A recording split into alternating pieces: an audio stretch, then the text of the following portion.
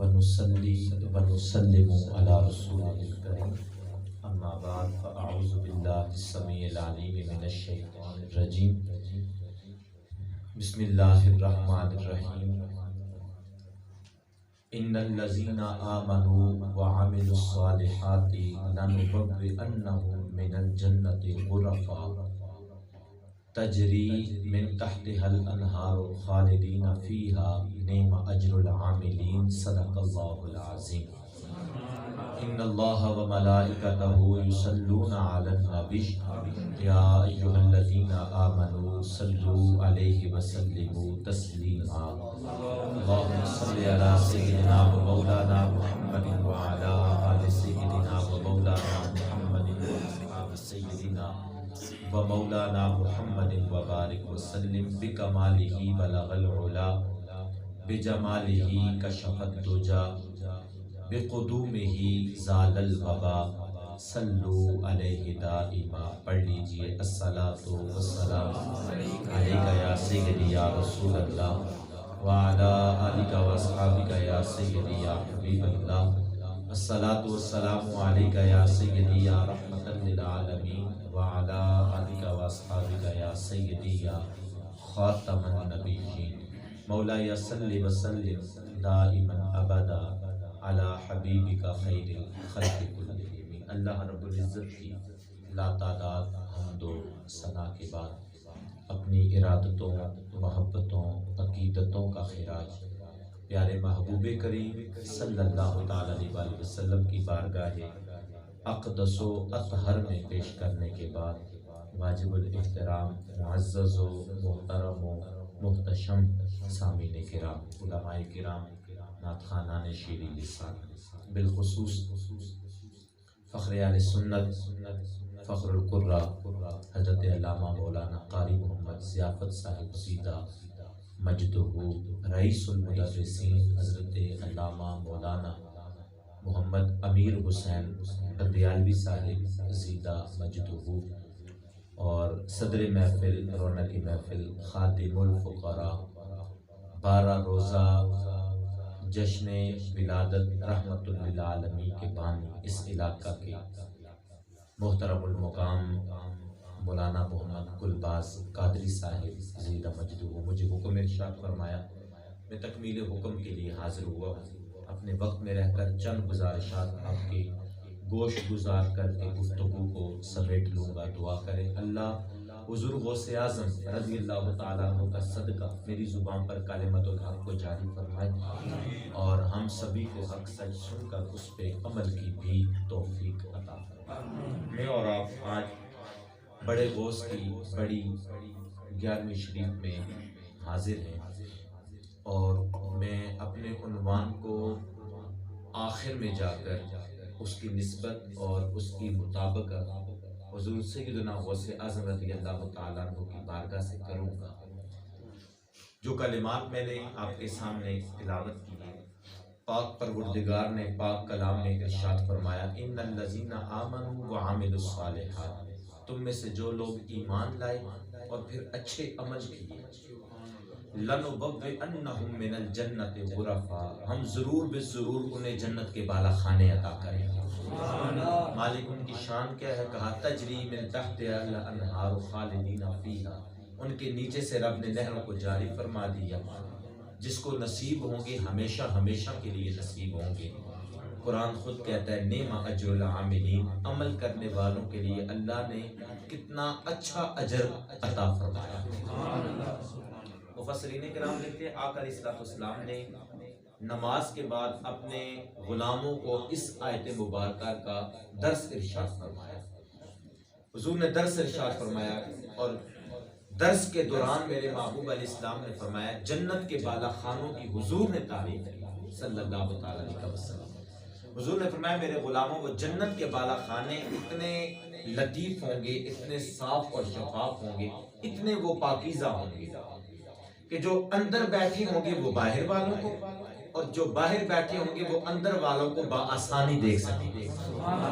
حضور نے جنت کے بالا خانوں کی تعریف کی، فرمایا ان کی دیواروں کو اللہ نے ایسا نور عطا کیا اتنے صاف اور شفاف ہیں، اتنی طہارت اور نفاست والے ہیں، اتنی لطافت سے اللہ نے ان کو نوازا ہے کہ جو اندر بیٹھے ہوں گے جنت کے بالا خانوں کے اندر، وہ باہر والوں کو بآسانی دیکھ سکیں گے، اور باہر والے حسرت کی نگاہ سے اندر والوں کو بآسانی دیکھ سکیں گے۔ جب یہ جملے بولے، ایک اعرابی کھڑا ہوا، عرض کی یا رسول اللہ صلی اللہ تعالی علیہ وسلم، یہ جنت کے بالا خانے کن لوگوں کو نصیب ہوں گے؟ یہ کن کا مقسوم ہے، یہ کن کا مقدر ہے، اللہ یہ کن لوگوں کو عطا کرے گا؟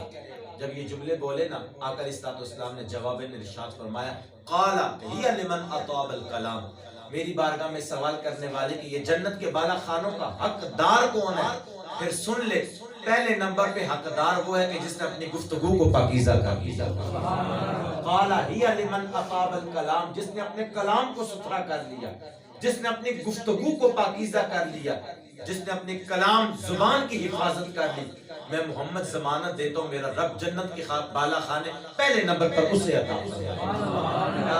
اپنی زبان کی جس شخص نے حفاظت کر لی، کام ہم نے رکھا صرف اذکار سے، تیری تعلیم اپنائی اغیار نے۔ آج میں اور آپ 11ویں کا لنگر کھا کے سمجھتے ہیں حق ہی ادا کر لیا، میں ان چیزوں کا منکر نہیں ہوں، اللہ اس رزق میں بھی برکتیں عطا کر دیتا ہے، لیکن صاحبو غور تو کرو نا، کام ہم نے رکھا صرف اذکار سے۔ ہم سمجھتے ہیں 11ویں کی دیگ پکا کے لوگوں میں بانٹ کر مل بیٹھ کے کھا کر ہم نے حق ادا کر لیا۔ بڑے پیر کی بڑی 11ویں شریف میں آنے والوں، حق یوں ادا نہیں ہوتا۔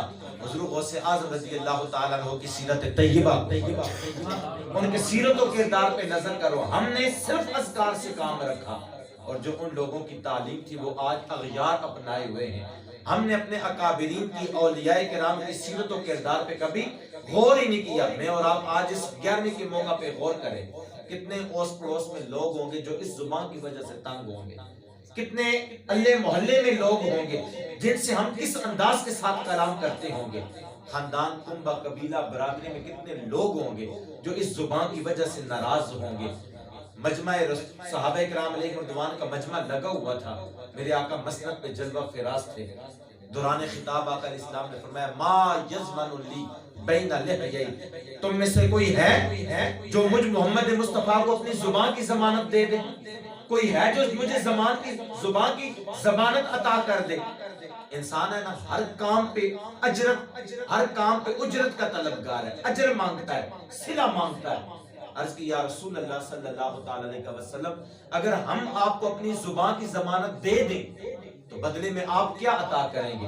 محمد مصطفیٰ نے مسکرا کے فرمایا اضمن لہ الجنہ، تم میں سے جو مجھے زبان کی ضمانت دے، میں محمد مصطفیٰ بدلے میں اسے جنت کی ضمانت عطا کرتا۔ کوئی ہے جو زبان کی ضمانت مجھ محمد کو دے دے، اضمن لہ الجنہ، بدلے میں محمد مصطفیٰ سے جنت کی ضمانت عطا کرتا ہوں۔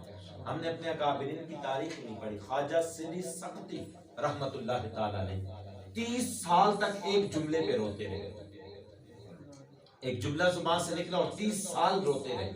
یہاں 3 دن کسی سے نہیں رویا جاتا، 30 سال تک مسلسل روتے رہے۔ تو جب لوگوں نے دیکھا کہ مسلسل آنکھوں سے آنسو جاری ہیں، زندگی کے 30 سال بیت چکے ہیں اور خواجہ سری سختی رحمت اللہ تعالی علیہ رو جا رہے ہیں، پوچھا حضور کون سا وہ جملہ تھا جس جملے نے اتنا رلایا کہ آج 30 برس بیت چکے ہیں؟ روتے ہوئے فرمایا بازار میں آگ لگ چکی تھی اور اسی بازار میں میری دکان بھی موجود تھی۔ ایک شخص دوڑتا ہوا آیا اور اس نے کہا حضور بازار میں آگ لگ چکی ہے لیکن آپ کی دکان بچ گئی۔ تو میرے منہ سے بے ساختہ جملہ نکلا الحمدللہ۔ ضمیر سے آواز ہی حشر کا میدان ہوگا، رب کہے گا امت جل رہی تھی، حضور کا کلمہ پڑھنے والوں کے مال جل رہے تھے اور تو اپنے کے بچ جانے پر شکر ادا کر رہا تھا۔ کہ وہ جملہ اور آج کا دن 30 برس بیت چکے ہیں، اپنے اس جملے پر رب کی بارگاہ میں مسلسل روئے جا رہے ہیں۔ قالا، حضور نے سے پوچھا حضور کون جنت کے بالا خانوں کا حقدار ہے؟ قالا ہی لمن اطاب الکلام، محمد مصطفیٰ نے فرمایا بشارت عطا کر دو ان کو جنہوں نے اپنی گفتگو کو پاکیزہ کر دیا، جنہوں نے زبان کنٹرول میں کر لی، جنہوں نے اپنے کلام کی حفاظت کر لی۔ آج عمراء صدقہ کرتے ہیں نا تو انسان کا جی چاہتا ہے کہ میں بھی صدقہ کروں، اللہ کی راہ میں دل کھول کے خرچ کرے تو ہم غریبوں کو عطا کیا ہوتا کہ ہم بھی اس کی راہ میں خرچ کریں۔ آقا اسلام نے اپنی غریب امت کا کتنا لحاظ اور خیال رکھا، حضور علیہ الصلوۃ والسلام نے فرمایا میرے غریب امتیوں خیر الکلام صدقۃ، تم اچھی گفتگو کر لو اللہ اس پر بھی صدقے کا اجر عطا فرمائے گا۔ تم اپنے کلام کو پاکیزہ کر لو، گفتگو کو سنجیدہ کر لو، اس پر بھی میرا رب تمہیں صدقے کا اجر عطا فرمائے گا۔ تو کہا قالا ہی لمن اطاب الکلام، میری بارگاہ میں پوچھنے والے ان کا حقدار کون ہے؟ پہلے نمبر پہ وہ حقدار ہے کہ جس نے اپنی گفتگو کو پاکیزہ کر لیا۔ عرض کی یا رسول اللہ صلی اللہ تعالی علیہ وسلم، حضور اس کے بعد میرے محبوب علیہ السلام نے فرمایا اطعام الطعام، جو خالق کائنات کی رضا کی خاطر لوگوں کو کھانا کھلائے، جو اللہ کی رضا کی خاطر لوگوں کو کھانا کھلائے، جو بھوکوں کی پیٹ بھرے، کہا جنت کے بالا خانوں کا حقدار وہ ہے۔ کریم آقا علیہ السلام کی بارگاہ میں عرض کیا گیا یا رسول اللہ صلی اللہ تعالی علیہ وسلم، حضور سب سے بہترین دین کون سا ہے؟ غور کرنا، حضور کی بارگاہ میں سوال کیا گیا حضور سب سے بہترین دین کون سا ہے؟ محبوب علیہ السلام نے فرمایا اطعام الطعام، رب کی رضا کی خاطر لوگوں کو کھانا کھلانا۔ سیدنا ابو بکر صدیق رضی اللہ تعالیٰ عنہ کا عظیم پیارا دور خلافت تھا۔ اس ریاست مدینہ کی میں بات کر رہا ہوں، اس ریاست مدینہ کی بات ریاست مدینہ کی بات کر رہا ہوں، امیر المومنین ابو بکر صدیق رضی اللہ تعالیٰ عنہ کا دور خلافت۔ میں اکثر کہا کرتا ہوں نشیمن سے دھواں اڑتا ہے اور تم کہتے ہو کہ ساون ہے، یہ تم سے اس طرح کی وفا کرنے والے نہیں ہیں جتنے تم ان کے نعرے لگاتے ہو۔ مصطفیٰ کریم کے لگا لو، جو ہاتھ دنیا میں پکڑتے ہیں تو پھر حشر کے میدان تک نہیں چھوڑتے۔ اس لیڈر کا دامن پکڑ لو جس کی نسبت محمد مصطفیٰ کی بارگاہ سے جڑتی ہو صلی اللہ تعالی علیہ وسلم۔ یہ نشیمن سے دعا اٹھتا ہے اور تم کہتے ہو کہ ساون ہے۔ یہ اس ریاست مدینہ کی میں بات کرنے والا ہوں۔ لانگری جو تھا وہ لنگر تقسیم کر رہا تھا، ہر شخص آگے بڑھتا اپنا کاسا بڑھاتا، لانگری اسے لنگر دے دیتا۔ ایک شخص آگے بڑھا تو اس نے کہا مجھے 2 لوگوں کا لنگر چاہیے، تو لانگری نے سوال کیا دوسرا کس کے لیے؟ ہر کوئی آ رہا ہے اپنی باری پہ اپنا اپنا لنگر لیے جا رہا ہے اور جو ہے وہ لنگر تناول کر رہا ہے، تمہیں دوسرا کس کے لیے؟ اس نے کہا ایک اپنے لیے چاہیے، ایک وہ جو کونے میں بیٹھا ہوا سوکھی ہوئی روٹیاں پانی میں ڈبو کے کھا رہا ہے، ایک اس کے لیے چاہیے۔ جب یہ جملے بولے نا لانگری مسکرا پڑا، مسکرا کے فرمایا نادان اسی کا دیا تو تقسیم کر رہا۔ وہ جو کونے میں بیٹھا سوکھی ہوئی روٹیاں پانی میں ڈبو کے کھا رہا ہے، میں اسی کا دیا تو تقسیم کر رہا ہوں۔ کہا یہ کون ہے؟ کہا نہیں جانتا۔ کہا اسے وقت کا امیر المومنین ابو بکر صدیق کہتے ہیں۔ کہا اطعام الطعام، حضور سے پوچھا بہترین دور بہترین دین کون سا؟ محمد مصطفیٰ نے فرمایا اطعام الطعام، جو خالق کائنات کی رضا کی خاطر بھوکوں کو کھانا کھلائے۔ کہا سب سے بہترین دین اس کا ہے۔ تو کہا اس دیہاتی نے سوال کیا حضور دوسرے نمبر پہ حقدار کون؟ محمد مصطفیٰ نے فرمایا دوسرے نمبر پہ حقدار وہ ہے جو رب کی رضا کی خاطر لوگوں کو کھانا کھلائے۔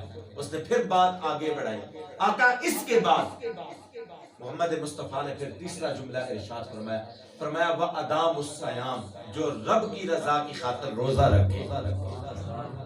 کہ یہ جنت کے بالا خانے ان کو نصیب ہوں گے جو رب کی رضا کی خاطر روزہ رکھے۔ روزہ ایک ایسی بندگی ہے جس کا تعلق صرف بندے اور رب کے درمیان ہوتا ہے۔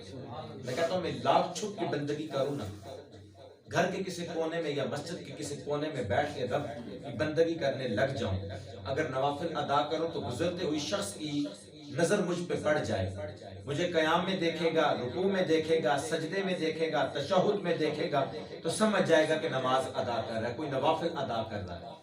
بیت اللہ کا طواف کرنے والا خود کو 1000 بار چھپانے کی کوشش کرے لیکن نظر پڑے گی تو پتہ چل جائے گا بیت اللہ کا طواف کر رہا ہے۔ میں کہتا ہوں دائیں ہاتھ سے صدقہ دے اور بائیں کو خبر بھی نہ ہو، لیکن کم از کم اسے خبر ضرور ہوگی جو تجھ سے صدقہ لے کے جا رہا ہوگا۔ روزہ ایک ایسی بندگی ہے جب تک بندہ اپنی زبان سے اقرار نہ کرے کوئی جان ہی نہیں سکتا کہ یہ حالت روزہ ہے، اور اقرار کر بھی لے اس وقت تک کوئی مان ہی نہیں سکتا کہ یہ روزے میں ہے۔ انسان کے من میں کیفیت پیدا ہوتی ہے، نہ جانے جھوٹ نہ کہہ رہا ہو، وہ کہے کہ میں روزے میں ہوں شاید یہ سچ نہ کہہ رہا ہو، وہ کہے کہ میں روزے میں نہیں ہوں تو شاید دل میں یہ کیفیت ہو کہ شاید یہ روزے میں ہو۔ یہ ایک ایسی بندگی ہے، میرے رب نے پھر اس پہ اجر کتنا بڑا عطا کیا، کہا اور روزہ رکھنے والے الصوم لی وانا اجزی بہی، روزہ میری رضا کی خاطر رکھا ہے، جزا میں خود ہی عطا کروں گا۔ اور ایک حدیث مبارکہ میں آیا الصوم لی وانا اجزا بہی، روزہ تو نے میری رضا کی خاطر رکھا، اس کی جزا میں خود پروردگار کی ذات مبارک کہ اس کی میں جزا خود دیا جاؤں گا، حشر کے میدان میں تجھے اپنی لقاء سے، اپنی ملاقات سے شرف یاب فرماؤں گا۔ تو کہا حضور تیسرے نمبر پہ جنت کے بالا خانوں کا حقدار کون ہے؟ تو میرے محبوب علیہ السلام نے فرمایا وَأَدَامُ الصِّيَامِ، میری بارگاہ میں سوال کرنے والے تیسرے نمبر پہ حقدار وہ ہے جو رب کی رضا کی خاطر روزہ رکھے۔ اس نے پھر آگے بات بڑھائی، آقا اس سے آگے بڑھ کر اور کون جنت کا حقدار ہے؟ محمد مصطفیٰ نے مسکرا کے فرمایا پھر چوتھے اور آخری نمبر پر حقدار وہ ہے جو راتوں کو اٹھ کر میرے رب کی بندگی کرنے والا ہے، جو راتوں کو اٹھ کر خدا کی بندگی کرنے والا ہے۔ مالک بن دینار رحمۃ اللہ تعالی علیہ نے ایک غلام خریدا، جب غلام کو لے کے آئے ملاقات کا وقت ہوا اس کے ساتھ، وہ مالک بن دینار اپنے آقا کی بارگاہ میں حاضر ہوا۔ مالک بن دینار رحمۃ اللہ تعالی علیہ نے پوچھا میرے غلام تیرا نام کیا ہے؟ اس نے گردن جھکا کے عرض کی حضور غلاموں کے بھی کوئی نام ہوا کرتے ہیں، مالک جس نام سے پکارو گے وہی نام میرا ہے۔ میں کہا غلام ہوں اور نام بھی ہو، غلاموں کے نام نہیں ہوا کرتے حضور، جو نام آپ کو پسند ہے وہ رکھ لیں، جس نام سے پکاریں گے آج سے وہی نام میرا ہے۔ مالک بن دینار کہتے ہیں میں چوپ پڑا اس کی جملہ سن کر، میں نے پھر پوچھا، میں نے کہا کھانے میں پسند کیا کرتے ہو؟ اس نے کہا حضور غلام اور خواہشیں بھی رکھتے، جو مالک کھانے کو عطا کرو گے بس وہی کھا لیا کروں گا۔ میں نے تیسرا سوال کیا لباس کس طرح کا پہنتے ہو؟ اس نے کہا غلام بھی ہو اور اپنی خواہشوں کا اظہار بھی کرے، مالک جو آپ پہننے کو عطا کرو گے بس وہی پہن لوں۔ جب یہ جملے اس نے بولے نا تو میری آنکھوں سے آنسو چل گئے۔ مالک بن دینار کہتے ہیں میرے دل میں خیال پیدا ہوا جس طرح کا یہ میرا غلام ہے کاش میں اس طرح کا اپنے رب کا غلام بن جاؤں۔ آج ہم ہیں بندگی اس کے کرتے ہیں اور خواہشیں ہیں کہ وہ تھمتی نہیں، خواہشیں کہ بے لگام ہو چکی ہیں، آرزویں کہ وہ پھیلی ہوئی ہیں۔ کہتے ہیں میری آنکھوں سے آنسو چھل کے یہ ایک دنیا دار کا، یہ ایک دنیا کے بننے کا غلام ہو کر کہہ رہا ہے کہ غلاموں کے نام نہیں ہوا کرتے، جو پہننے کو دو گے پہن لوں گا، جو کھانے کو عطا کرو گے کھا لوں گا۔ کاش کہ جس طرح کا یہ میرا غلام بن کے آیا، کاش کہ میں اس طرح کا اپنے رب کا غلام بن جاؤں۔ مالک بن دینار کہتے ہیں میں نے اس کے ساتھ بات طے کی، میں نے کہا میرے غلام پھر سن، اتنا پیسوں میں نے درہم و دینار میں تجھے خریدا، اتنے دینار مجھے دے دے تو میں تجھے آزاد کر دیتا۔ اس نے کہا حضور پھر یوں کر لیں، دن کو میں آپ کی خدمت کیا کروں گا، رات کے وقت آپ مجھے اجازت دے دیں، رات کو میں نوکری کروں، رات کو میں محنت کروں، مزدوری کروں اور صبح فجر کے بعد میں آپ کو دینار لا کے دے دوں، جب میری قیمت مقرر پوری ہو گئی تو مجھے آپ آزاد کر دیں۔ مالک بن دینار کہتے ہیں وہ دن بھر میری خدمت کرتا اور رات جب ڈھلتی تو مجھ سے اجازت لے کے چلا جاتا۔ ایک دن ایک شخص آیا اور اس نے کہا حضور یہ جو آپ کا غلام ہے یہ کفن چراتا ہے، کفن چراتا ہے، لوگوں کی قبریں کھودتا ہے، کفن چرا کے بیچتا ہے اور اس کا فروخت کر کے دینار آپ کو لا کے دے دیتا ہے۔ مالک بن دینار کہتے ہیں میں بڑا تعجب ہوا مجھے اس کی بات پر، میں نے کہا بڑا عجیب انسان ہے، رات دن بھر میرے پاس رہتا ہے اور رات کو چلا جاتا ہے۔ کہتے جب مغرب کا وقت ہوا تو اس نے مجھ سے اجازت لی، رات کو جب وہ جانے لگا اس نے اجازت لی۔ مالک بن دینار کہتے میں نے اس کا تعاقب کیا، میں اس کے پیچھے چل پڑا۔ جب وہ قبرستان کی طرف گیا تو میرے من میں شک ابھرنے لگا کہ لوگوں نے آ کر جو گواہی دی سچی دی۔ کہتے پھر میں نے منظر کیا دیکھا کہ اس نے گھڑا کھودا، میں بیٹھ گیا اس طاق میں کہ ابھی یہ اترے گا، کفن چرائے گا اور پھر ننگے ہاتھوں میں اس کو گرفتار کر لوں گا۔ کہتے ہیں وہ گھڑا کھودا اور اتر گیا اس گھڑے میں۔ کہتے ہیں میں بیٹھ گیا کہ ابھی یہ باہر نکلے اور اس کے ہاتھ میں کفن ہو تو پھر میں رنگے ہاتھوں اس کو پکڑوں۔ مالک بن دینار کہتے ہیں میں بیٹھا رہا، وہ گھڑے میں بیٹھا رہا، رات بیت گئی، وہ گھڑے سے باہر نہ نکلا۔ مالک بن دینار کہتے ہیں یہاں تک کہ صبح فجر کی اذانیں ہونے لگی۔ میں نے کہا بڑے تعجب کی بات ہے کہ یہ کفن کے لیے اترا تھا، گھڑا اس نے کھودا، کفن کے لیے اترا اور ابھی تک باہر نہیں نکلا۔ مالک بن دینار کہتے ہیں میں قریب جا کے دیکھا تو کیا دیکھا، گھڑے میں ٹاٹ کا لباس پہن کر اپنے رب کی بندگی کر رہا تھا۔ ٹاٹ کا لباس اس نے پہنا ہوا اور اپنے رب کے حضور وہ بندگی کر رہا تھا۔ کہتے ہیں میں یہ منظر دیکھ کے چونک پڑا، آنے والے نے خبر کیا تھی اور جہاں ماجرا کیا ہے۔ کہتے ہیں پھر کیا ہوا، فجر کی اذان ہوئی، اس نے ٹاٹ کا لباس اتارا، اپنا لباس پہنا اور مسجد کی جانب چل پڑا، میں بھی اس کے پیچھے پیچھے۔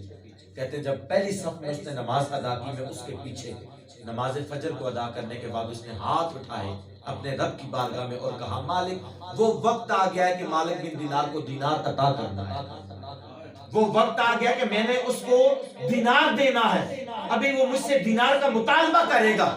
اس نے ہاتھ اٹھائے، مالک بن دینار کہتے ہیں لوگوں خدا کی عزت کی قسم میں نے اپنی آنکھوں سے منظر دیکھا، آسمان سے نور اترا اور اس کی ہتھیلی میں پہنچ کر دینار بن گیا۔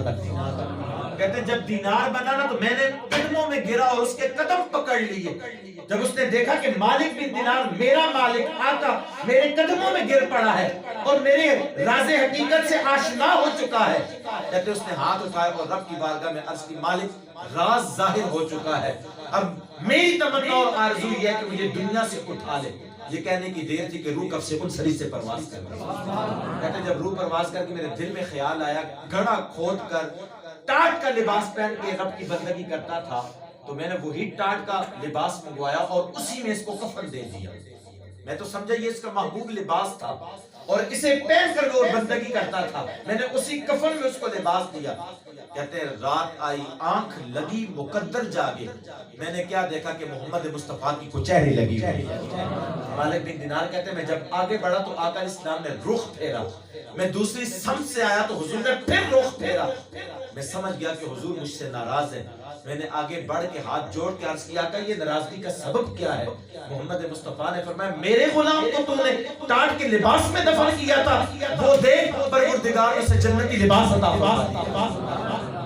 کوئی قابل ہو تو ہم شان کئی دیتے ہیں، ارے ڈھونڈنے والوں کو دنیا بھی نہیں دیتے ہیں، ہم تو مائل بکرم ہے کوئی سائل ہی نہیں، راہ دکھلائیں کسے کوئی راہ رب منزل ہی نہیں، کوئی قابل ہو تو ہم شان کئی دیتے ہیں، بس ڈھونڈنے والوں کو دنیا بھی نہیں دیتے ہیں۔ کہا کوئی رات کی تاریکیوں میں میری بارگاہ میں پلٹے تو صحیح، کوئی رات کے اندھیروں میں میری طرف لوٹے تو صحیح۔ محمد مصطفیٰ نے فرمایا میرے غلاموں سن لو، جب صبح کا سورج طلوع ہوتا ہے منادی ندا دینے والا ندا دیتا ہے، رات کے اندھیروں میں گناہ کرنے والوں، خاندان سے، کنبے قبیلے سے، دوست احباب سے، یاروں سے، تعلق رشتہ داروں سے، ساری کائنات سے چھپ کر گناہ کرنے والوں، رات کے اندھیروں میں تاریکیوں میں گناہ کرنے والوں، تمہارے گناہ کو میرے سوا کوئی نہیں جانتا، صبح کا سورج طلوع ہونے والا ہے، لوٹ آؤ میری بارگاہ کی طرف، مجھے قسم ہے اپنے جاہ و جلال کی، سورج کی کرنیں بعد میں طلوع ہوں گی، پہلے میں پروردگار تمہاری زندگی کے سارے گناہوں کو معاف فرما دوں۔ اور کہا بیان ہی جب شام کا سورج ڈوبنے لگتا ہے پھر منادی ندا دینے والا ندا دیتا ہے، دن بھر کے اجالوں میں گناہ کرنے والوں، کم تولنے والوں، کم ناپنے والوں، دل آزاریاں کرنے والوں، لوگوں کی غیبتیں کرنے والوں، لوگوں کے کردار کی جاسوسیاں کرنے والوں، شام کا سورج ڈوبنے لگا ہے، پلٹ آؤ میری بارگاہ کی طرف، مجھے اپنے جاہ و جلال کی قسم ہے شام کی سورج کی کرنیں بعد میں غروب ہوگی، پہلے میں پروردگار تمہاری زندگی کے سارے گناہوں کو معاف فرما۔ لوٹو تو صحیح اس کی بارگاہ کی طرف۔ بنی اسرائیل کا ایک عابد تھا جس نے 70,000 بار توبہ کی اور پھر 70,000 بار توبہ کو توڑ ڈالا۔ توبہ ایک وعدے کا نام ہے، اپنے رب سے کیے جانے والے ایک عہد و پیمان کا نام ہے۔ 70,000 بار اس نے توبہ کی اور پھر 70,000 بار توبہ کو توڑ ڈالا۔ ایک دن اس کے دل میں خیال آیا، اس نے کہا مجھ جیسا بھی کوئی گناہگار ہوگا جس نے 70,000 بار اپنے رب سے وعدہ کیا اور پھر 70,000 بار وعدے کو توڑ دیا۔ دل میں خیال آیا اب میں توبہ ہی نہیں کروں گا۔ عاطف غیبی سے آواز آئی اور نادان یہ مایوسی بھی تیری طرف سے ہے، میں تو اب بھی رحمت کے دروازے کھول کے بیٹھا ہوں۔ یہ مایوسی اور دیر بھی تیری طرف سے ہے، میں تو اب بھی رحمت کے دروازے کھول کے بیٹھا ہوں۔ میں کہتا ہوں وہ بنی اسرائیل کا گناہگار تھا، محمد مصطفیٰ کا امتی رب کی بارگاہ میں لوٹ آئے تو پروردگار کتنی رحمتوں سے اس کو نوازے گا۔ ہاں ہم تو مائل بکرم ہے کوئی سائل ہی نہیں، راہ دکھلائیں کسے کوئی راہ رب منزل ہی نہیں۔ تو ان سارے 4 عنوانوں کو ذہن میں رکھیے اور حضور غوث اعظم رضی اللہ تعالیٰ عنہ سے مناسبت اور مطابقت دیکھیں۔ آقا نے فرمایا جنت کے بالا خانوں کا حقدار وہ ہے کہ جس نے کلام کو پاکیزہ کیا، جس نے اپنی زبان کی حفاظت کر دی. تیسری چوتھی کی جماعت میں پڑھتے آئے ہیں کہ وہ حضور غوث اعظم رضی اللہ تعالیٰ عنہ کا بچپن تھا تو ماں نے 40 اشرفیاں جیب میں سی دی، اور جب لٹیروں نے لوٹا اور ایک شخص آیا اور اس نے آ کے کہا او بچے تیری پاس بھی کچھ ہے، تو مسکرا کے فرمایا 40 سونے کی اشرفیاں ماں نے میرے جیب میں سی رکھی ہیں. جب وہ حضور غوث اعظم رضی اللہ تعالیٰ عنہ کے کرتے کو کھولا گیا تو کیا دیکھا کہ 40 اشرفیاں تھیں. تو کہا ان کو بچا بھی سکتے تھے، سارے لٹ گئے، تیری طرف تو کسی کا وہم و گمان بھی نہیں جاتا تھا، ان کی حفاظت بھی کر سکتا تھا، بچا بھی سکتا تھا. مسکرا کے فرمایا میری ماں نے حکم دیا تھا زندگی میں کبھی جھوٹ نہیں بولنی. پھر یہ ماں کی تربیت کا کتنا بڑا اثر تھا، اور میرے غوث کے کلام کی کتنی طہارت و نفاست تھی. جتنے لٹیرے بن کے آئے تھے پروردگار نے ایمان کی دولت سے سرفراز فرما دیا. کہا قال ہی لمن اطاب الکلام، پہلے نمبر پہ حقدار وہ ہے جس نے اپنی گفتگو کو پاکیزہ کیا. واطعام الطعام، دوسرے نمبر پہ حقدار وہ ہے جو رب کی رضا کی خاطر لوگوں کو کھانا کھلائے. میں نے کہا اٹھا میرے غوث کی سیرت کو، ہر چاند کی 11ویں رات کو دور دراز سے لوگوں کو، مہمانوں کو وہ طلب کرتا، محمد مصطفیٰ کا دین بھی سکھاتا تھا اور رب کی رضا کی خاطر لوگوں کو کھانا بھی کھلاتا. وَأَدَامُ الصِّيَامِ، جس نے رب کی رضا کی خاطر روزہ رکھا. میرے غوث کے بچپنے کا عالم یہ ہے، جب رمضان کے چاند میں شک پڑا، لوگ آپ کی والدہ ماجدہ کے پاس آئے، کہا روزہ ہے کہ نہیں؟ کہا روزہ ہے. دلیل کیا ہے؟ کہا میرے غوث نے آج ماں کا دودھ نہیں پیا ہے. صلی اللہ باللیل والناس نیام، کہا جو راتوں کو اٹھ کے رب کی بندگی کرے. اٹھا میرے غوث کی سیرت کو، جس کی بندگی کی کیفیت اور حالت کا عالم یہ تھا، جس نے 40 سال عشاء کی وضو کے ساتھ فجر کی نماز کو ادا کیا. لَنُبَوِّئَنَّهُم مِّنَ الْجَنَّةِ غُرَفَاءَ، میں محمد مصطفیٰ جنت کی ضمانت عطا کرتا ہوں. اتنے صاف شفاف جنت کے بالا خانے ان لوگوں کو نصیب ہوں گے کہ جن کی دیواروں کو اللہ نے یہ لطافت عطا کی ہے، باہر والے اندر والوں کو اور اندر والے باہر والوں کو بآسانی دیکھ پائیں گے. آج غوث اعظم رضی اللہ تعالیٰ عنہ کی 11ویں میں آنے والوں، ہم آج اسی مقام پر تہہ دل سے یہ عہد و پیمان کر کے اٹھیں گے، جو بچ گئی سو بچ گئی. جو زندگی اللہ نے عطا کر دی وہ خالق کائنات کی بندگی میں بسر کریں گے. جو زندگی کا منشور محمد مصطفیٰ نے ہمیں عطا کیا، کریم آقا صلی اللہ تعالیٰ علیہ وسلم کے دامن سے وابستگی کو اختیار کریں گے.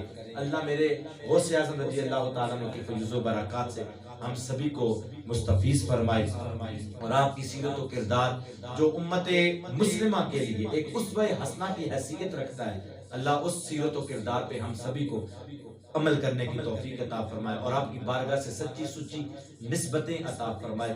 مہینے بھر کے بعد 11ویں کا لنگر کھا کے ہم یہ کہیں کہ ہم 11ویں والے ہیں. میں اکثر کہا کرتا ہوں اس جاتے ہوئے علم کے دور میں انگلیاں 11ویں پر نہیں اٹھتی، 11ویں والوں پر اٹھتی. 11ویں تم غوث کی دلاتے ہو، اور کردار یہ ہے کہ غوث کی بارگاہ سے کتنے دور ہو چکے ہو. آج 11ویں پہ کوئی اعتراض نہیں کرتا، 11ویں والوں پہ اعتراض کیا جاتا ہے، اور اس کا سبب یہ ہے کہ ہم اس کردار کے مالک ہی نہیں رہے اور اس کردار سے بڑے دور ہو چکے ہیں جو سیرت طیبہ غوث اعظم رضی اللہ تعالیٰ نے اپنے مریدوں کو عطا فرمائی.